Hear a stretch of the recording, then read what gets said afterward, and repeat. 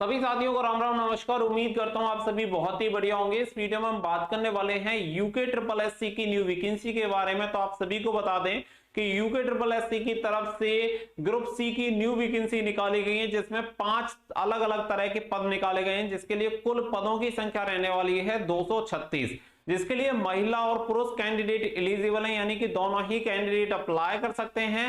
पूरी इंफॉर्मेशन इस वीडियो में मैं आप सभी को प्रोवाइड कराने वाला हूं कि कौन सी वैकेंसी के लिए क्या क्वालिफिकेशन क्राइटेरिया चाहिए, क्योंकि क्वालिफिकेशन क्राइटेरिया तो सभी के लिए सेम है, 12th पास आप होने चाहिए। बाकी की जो डिटेल्स है कि सिलेबस, सिलेक्शन प्रोसेस, हर एक चीज आप सभी को इस वीडियो में क्लियर हो जाएगी। तो वीडियो पसंद आए तो प्लीज वीडियो को लाइक शेयर करके चैनल को सब्सक्राइब कर लें और बेल आइकन पे प्रेस कर लें, ताकि फ्यूचर में आने वाली हर एक जॉब अपडेट का नोटिफिकेशन आपको सबसे पहले मिलता रहे। अधिक अपडेट के लिए आप हमारे टेलीग्राम चैनल से कनेक्ट हो सकते हैं, लिंक वीडियो के डिस्क्रिप्शन में दे दिया गया है। आगे बढ़ते हैं और आप सभी को पूरी इंफॉर्मेशन देते हैं। तो सबसे पहले चलते हैं आपके नोटिफिकेशन की तरफ। तो नोटिफिकेशन में आप देख सकते हैं यहाँ पे चयन हेतु विज्ञापन आप सभी का जारी किया गया है और ये उत्तराखंड अधीनस्थ सेवा चयन आयोग की तरफ से ये वैकेंसी आपके लिए निकाली गई है, जिसमें अगर आप देखेंगे तो उत्तराखंड अधीनस्थ सेवा चयन आयोग द्वारा समूह ग के अंतर्गत विभिन्न विभागों के इंटरमीडिएट स्तरीय अर्हता के रिक्त पदों पर चयन हेतु विज्ञापन आपका जारी किया गया है। 5 दिसंबर को इसका नोटिफिकेशन रिलीज किया गया था। साथ ही में ऑनलाइन आवेदन की जो प्रारंभ की तिथि है वो है 11 दिसंबर 2023। तो 11 दिसंबर 2023 से इसके ऑनलाइन एप्लीकेशन फॉर्म स्टार्ट हो चुके हैं और ऑनलाइन आवेदन करने की जो अंतिम तिथि रहेगी वो रहेगी 31 दिसंबर 2023।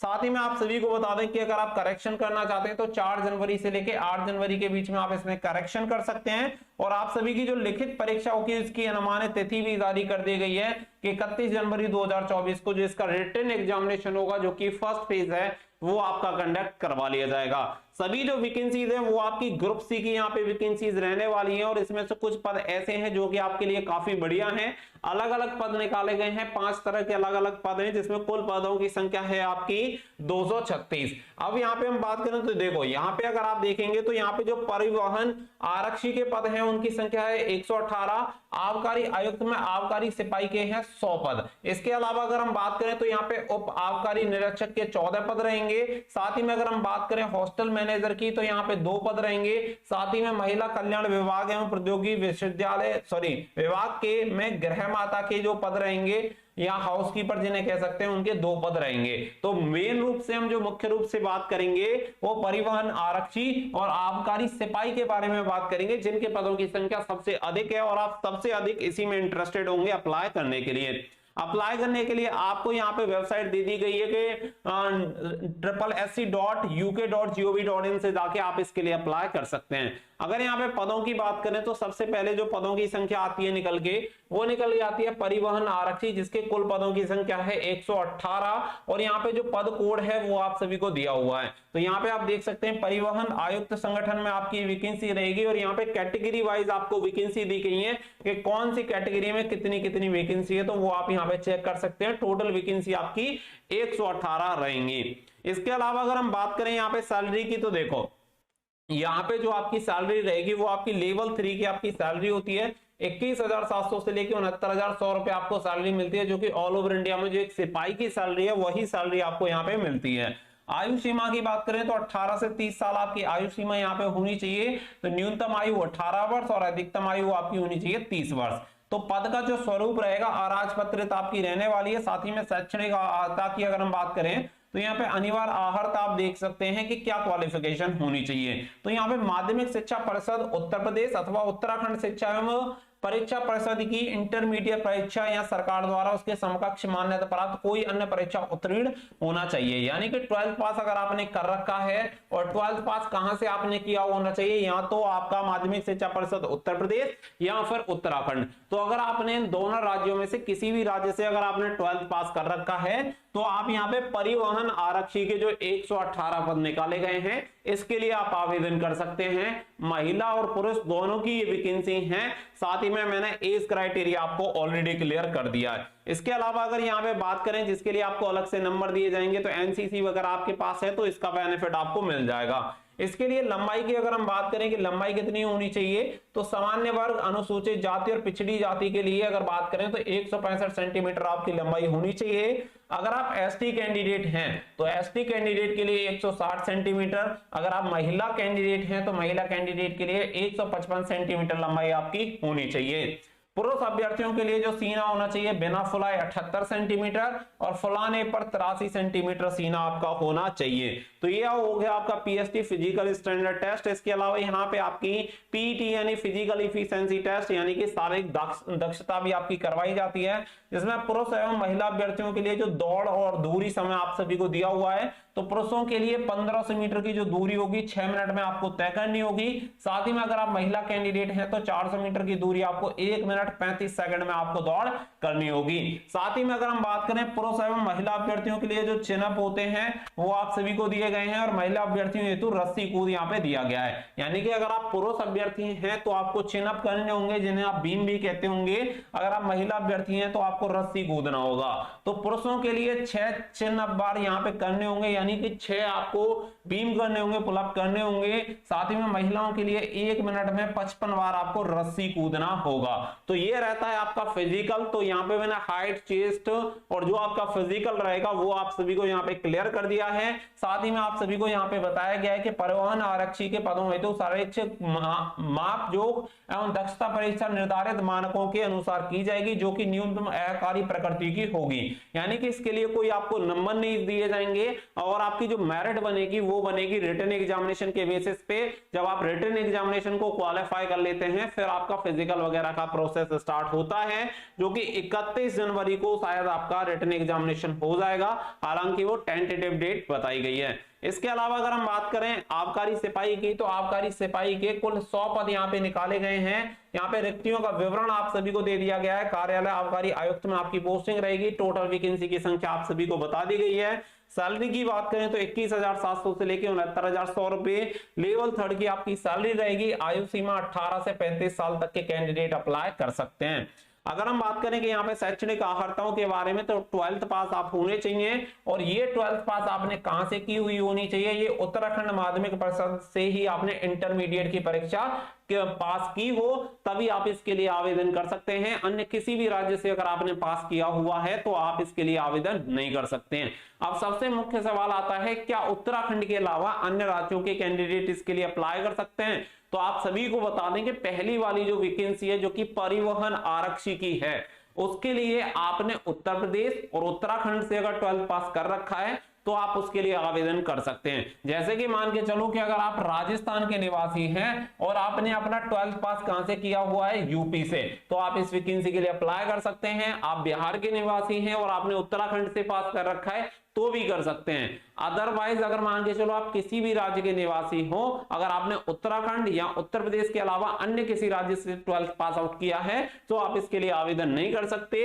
अगर वहां पे आबकारी सिपाही की बात करें तो आबकारी सिपाही के लिए उत्तराखंड माध्यमिक परिषद से ही आपने 12th पास किया है तभी आप इसके लिए आवेदन कर सकते हैं। इसके अलावा अगर यहाँ पे बात करें तो देखिए यहाँ पे हाइट वगैरह के बारे में आप सभी को दी गई है, क्योंकि यहाँ पे केवल मेल कैंडिडेट इसके लिए बात करें तो यहाँ पे मेल कैंडिडेट की डिटेल्स यहाँ पे बताई गई है कि जो सीने का माप होना चाहिए वो कितना होना चाहिए।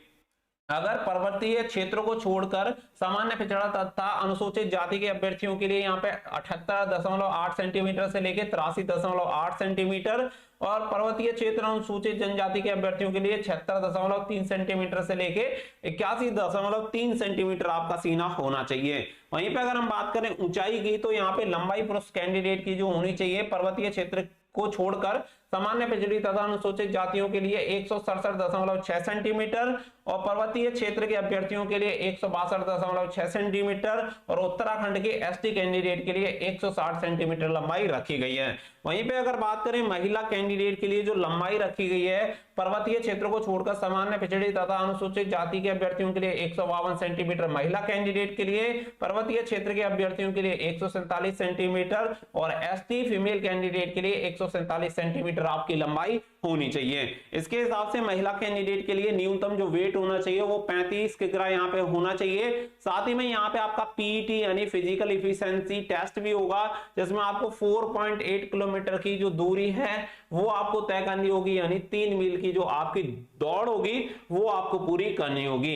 ये रहेगी आपकी पुरुष कैंडिडेट के लिए। अगर पुरुष कैंडिडेट के लिए बात करें तो 30 मिनट में आपको 12 अंक मिलेंगे, 27 मिनट में पूरी करने पर 15 अंक, 24 में करने पर 18 और 21 मिनट तक अगर आप करते हैं तो 200 अंक आप 20 अंक आपको प्रदान किए जाएंगे। यहाँ पे अगर महिला अभ्यर्थियों की बात करें तो 200 मीटर की आपको दूरी तय करनी होगी।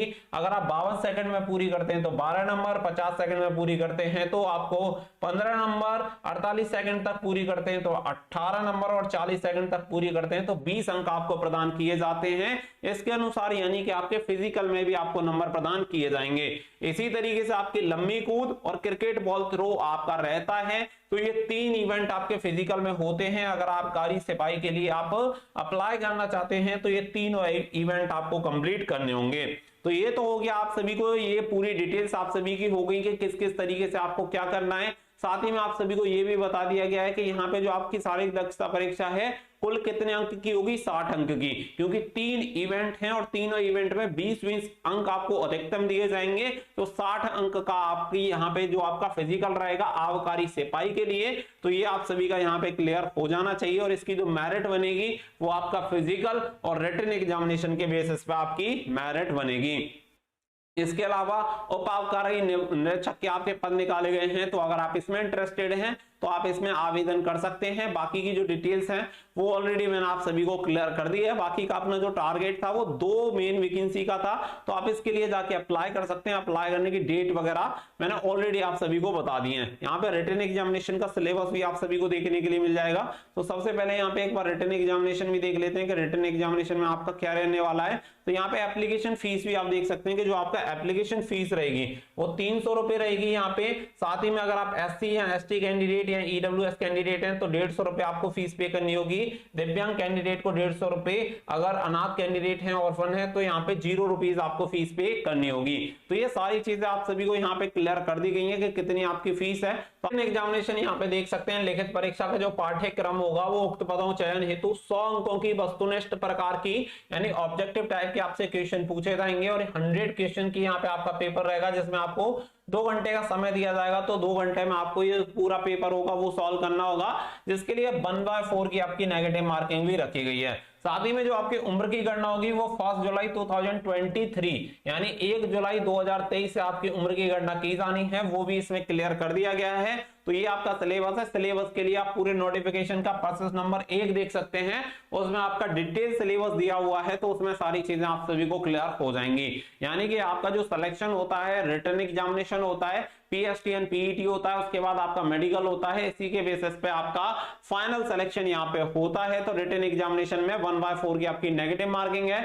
साथ ही में जो आपकी अभ्यर्थियों को ऑफलाइन लिखित प्रतियोगी परीक्षा की प्रश्न बुकलेट, तो यहाँ पे ऑफलाइन आपका एग्जामिनेशन रहेगा, OMR सीट के थ्रू आपका पेपर होना है। 1/4 नेगेटिव मार्किंग आपकी रहेगी। 1/4 अंक यहाँ पे देख सकते हैं, अंकों का 1/4 ऋणात्मक अंक के रूप में काटा जाएगा अगर आप गलत उत्तर देते हैं तो। साथ ही में उम्र की सीमा 1 जुलाई 2023 से होगी। तो ये सारी चीजें आप सभी को इसमें मैंने क्लियर कर दी है। तो आप इसके लिए ऑनलाइन अप्लाई कर सकते हैं। ऑनलाइन एप्लीकेशन फॉर्म स्टार्ट हो चुके हैं। तो आप सभी को very best of luck. I hope आप सभी को पूरी इंफॉर्मेशन मिल गई होगी। फ्यूचर में भी जॉब अपडेट पाने के लिए चैनल को सब्सक्राइब कर लें और बेल आइकन पर प्रेस कर लें। मिलेंगे नेक्स्ट वीडियो में। तो थैंक यू फॉर वॉचिंग। जय हिंद, जय भारत।